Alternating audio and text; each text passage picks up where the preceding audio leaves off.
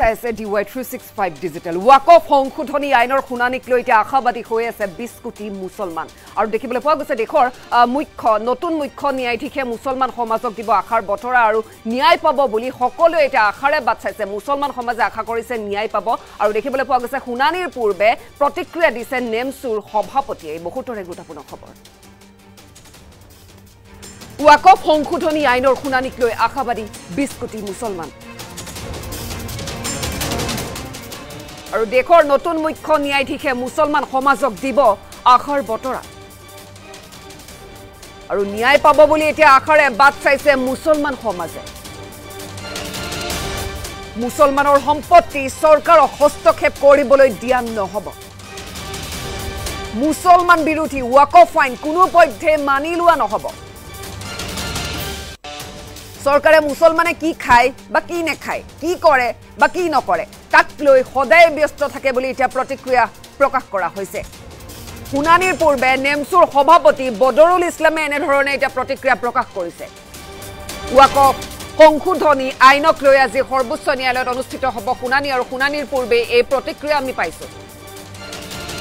আৰু বিআৰ গাভাই নেতৃত্বাধীন বিচাৰপীঠে গ্ৰহণ কৰিব আবেদনৰ শুনানি ওয়াকফ সংশোধনী আইনৰ শুনানিক লৈ 20 কোটি মুছলমানে এতিয়া আশাৰে বাট চাইছে তাৰ পূৰ্বে আমি দেখিবলৈ পাইছো নেমছুৰ সভাপতিয়ে কিন্তু বিস্ফোৰক অভিযোগ আসলতে উত্থাপিত কৰিছে দেশৰ নতুন মুখ্য ন্যায়াধীশে মুছলমান সমাজক আশাৰ বতৰা দিব প্ৰত্যেককে আসলতে আশাবাদী আশাৰে বাট চাইছে মুছলমানৰ যি সম্পত্তি সেই সম্পত্তি চৰকাৰক হস্তক্ষেপ কৰিবলৈ দিয়া নহব বুলি এটা প্ৰতিক্ৰিয়া মুছলমান বিৰোধী ওয়াকফ আইন কোনো পধ্যে মানি লোৱা নহয় আৰু চৰকাৰ আসলতে সদায় ব্যস্ত থাকে মুছলমানে কি খায় কি নেখায় কি কৰে বা কি নকৰে মুছলমানৰ ক্ষতি কৰিবলৈহে চৰকাৰ ব্যস্ত থাকে এনে ধৰণৰ এক প্ৰতিক্ৰিয়া আমি পাইছো শুনানিৰ পূৰ্বে নেমছুৰ সভাপতি বদৰুল ইছলামে এবাৰ প্ৰতিক্ৰিয়া প্ৰকাশ কৰিছে ওয়াকফ সংশোধনী আইনক লৈ আজি সৰ্বোচ্চ ন্যায়ালয়ত অনুষ্ঠিত হ'ব শুনানি আৰু শুনানিৰ পূৰ্বে এই প্ৰতিক্ৰিয়া প্ৰকাশ কৰিছে বিআৰ গাভাই নেতৃত্বাধীন বিচাৰপীঠে গ্ৰহণ কৰিব আবেদনৰ শুনানি 20 কোটি মুছলমানে আশাৰে বাট চাইছে কি হ'ব ওয়াকফ সংশোধনী আইন বাতিল কৰাক লৈ যি প্ৰতিবাদ চলিছিল সৰ্বত্ৰে দেশত চলিছিল প্ৰতিক্ৰিয়া আৰু তাৰ পিছতে এতিয়া দেখিবলৈ পোৱা গৈছে সেই 20 কোটি মুছলমানৰ আশা কেৱল শুনানিলৈ ওয়াকফ সংশোধনী আইনৰ শুনানিক লৈ আশাবাদী হৈ আছে সেই 20 কোটি মুছলমান লোক দেশৰ মুখ্য নতুন ন্যায়াধীশে মুছলমান সমাজক দিব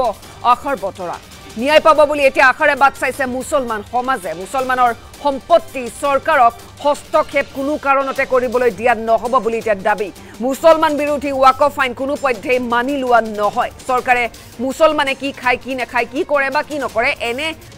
কথাতে আসলতে ব্যস্ত থাকে চৰকাৰ বুলি এটা অভিযোগ উত্থাপিত হৈছে আৰু শুনানিৰ পূৰ্বে এই প্ৰতিক্ৰিয়া প্ৰকাশ কৰিছে নেমছুৰ সভাপতি বদৰুল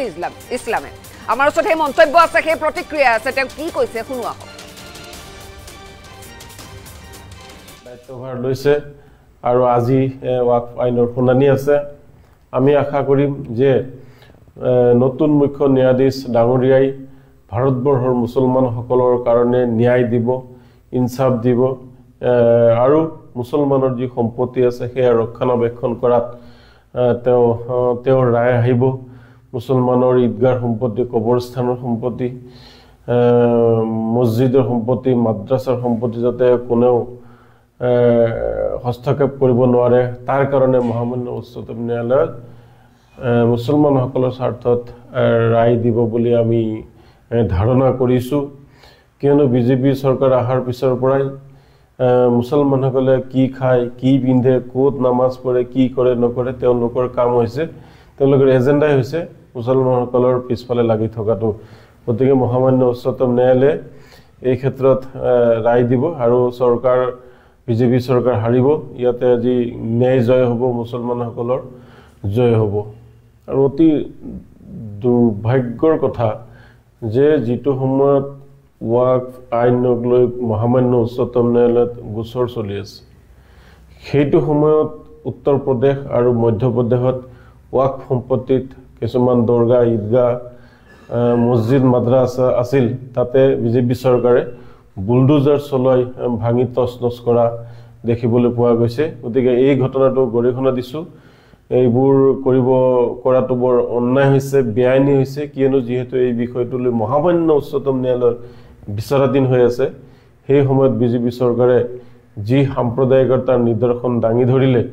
তেওঁলোক যে চূড়ান্ত সাম্প্ৰদায়িক তাৰ অন্যতম জ্বলন্ত উদাহৰণ। আজি মহামান্য উচ্চতম ন্যায়ালয়ত ৱাকফ আইন 2025-ৰ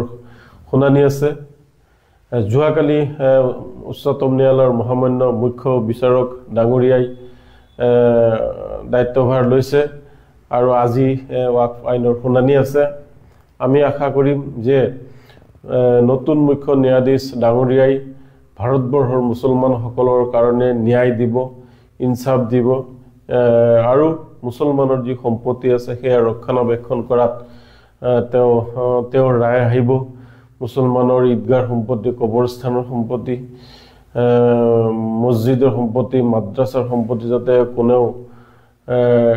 হস্তক্ষেপ কৰিব নোৱাৰে, তাৰ কাৰণে মহামান্য উচ্চতম ন্যায়ালয়ত মুছলমানসকলৰ স্বাৰ্থত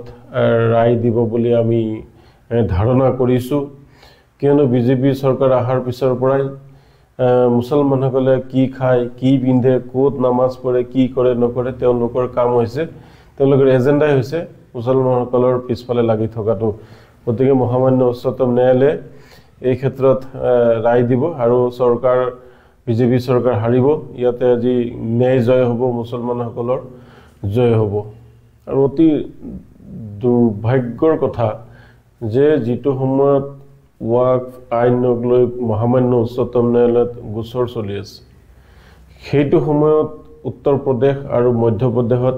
ৱাকফ সম্পত্তিত কিছুমান দৰগাহ, ঈদগাহ, মছজিদ, মাদ্ৰাছা আছিল। তাতে বিজেপি চৰকাৰে বুলডোজাৰ চলাই ভাঙি তছনছ কৰা